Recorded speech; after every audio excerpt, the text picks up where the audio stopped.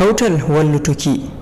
andinki e janginki ngal Sheikh Dahiru Usman Bauchi Foundation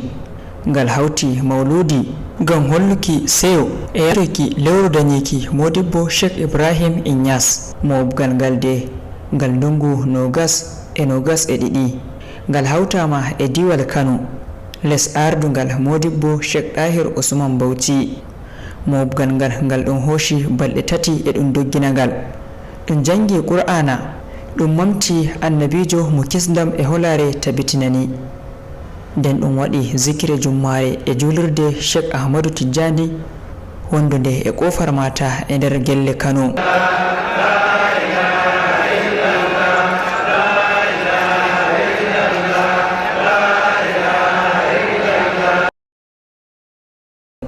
Iga aramde ɗum hawti andinki wa'azinki enta e findinki ummatore e nder suudu mobre ndu fellere fijirde nde Sani Abacha e nder gelle Kano e ɗon modibɓe feere andini ummatore iri tariha Sheikh Ibrahim Nyass jahale mako debte ɗe mo windi enta e laabi ɗi mo tokki ngam andinki ummatore hawtade bo e ɗabi'aji mako kanuɗi ummatore hoshito bo jogito sa'i mabbuki kautal ngal ɗum mabbi e fellere fijirde nde siptorki e Sani Abacha modibbo Sheikh Dahiru Usman Bauchi o ake ummatoje ujunoje modibbe mawbe lambe entanare e ummatore fu ngam wakki do'aji awtade bo e mamtuki jomirawo enta annabijo mo kinstam e holare tabitinani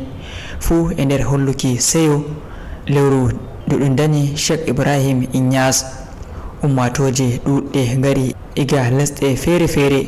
kawtuɗe e Nigeria, Niger, Kamaru, Chadi, Senegal enta e Mauritania bo hoɓɓe ujunoje keɓɓe yakaki kawtal ngal ɓe jippinama iga gwamnajo diwal Kano Alhaji Abdullahi Umar Ganduje bo kawtal ngal hawtama ardugal lamiɗo Kano Alhaji Aminu Ado Bayero. Kero rahoton ngol ɗon Babangida Ahmad Koode International